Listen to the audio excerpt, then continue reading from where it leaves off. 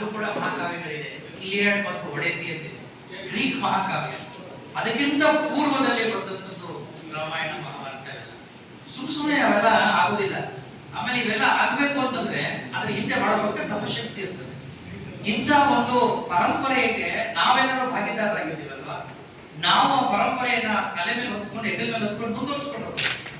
ಅದು ನಿಮ್ಮೆಲ್ಲರ ನಾವು ನಮ್ಮ ಈ ಒಂದು ಪರಂಪರೆಗೆ ಮತ್ತು ಸಂಸ್ಕೃತಿಗೆ ಮತ್ತು ನಮ್ಮ ನಾಗರಿಕತೆಗೆ ಕೊಡ್ತಕ್ಕಂಥ ಒಂದು ಬಹಳ ದೊಡ್ಡ ಒಂದು ಕೊಡುಗೆ ಅಂತ ನಾನು ಹೇಳ್ತಾ, ಅಧಿಕಾರಿಗಳು ಏನೇ ಕೆಲಸ ವಹಿಸಿದೀವಿ ಎಲ್ಲರೂ ಅದನ್ನ ಚಾಚು ತಪ್ಪದೆ ಮಾಡಬೇಕು. ಅಮರೇಶ್ವರ್ ಮಾತಾಡ್ತಾ ಒಂದ್ ಮಾತು ಹೇಳಿದ್ರು, ಇದು ಬಾಯಿಂದ ಮಾಡೋ ಕೆಲಸ ಅಲ್ಲ, ಅಂತಃಕರಣದಿಂದ ಮಾಡೋ ಕೆಲಸ, ಹೃದಯಪೂರ್ವಕವಾಗಿ ಮಾಡಬೇಕು. ಅದನ್ನಲ್ಲೂ ಈಗ ಅವ್ರು ಹೇಳ್ತಾರಲ್ಲ, ಬೇಸರ ಆಗುತ್ತೆ ಅಸಡ್ಡೆ ಮಾಡೋದು. ಎಲ್ಲಾ ರೀತಿಯ ಸಂಪೂರ್ಣ ಸಹಕಾರ ನೀಡಬೇಕು ನಮ್ಮ ಜನಾಂಗ ಪರವಾಗಿ ನಾನು ಎಲ್ಲರ ಕೋರ್ಕೊಳ್ತಾ ಇದ್ದೀನಿ.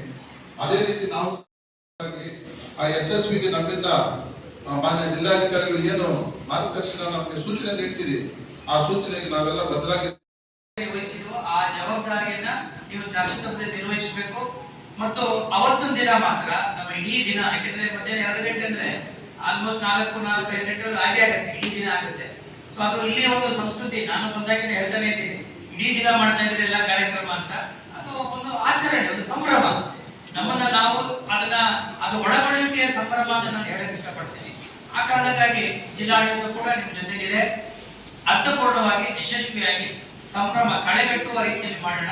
ಒಂದ್ 2-3 ಒಳ್ಳೆ ಸೆಷನ್ಸ್ ಕೊಟ್ಟಿದ್ದೀರಿ, ಅದು ನನಗೂ ಕೂಡ ಬಹಳ ಖುಷಿ ಅನಿಸಿದೆ.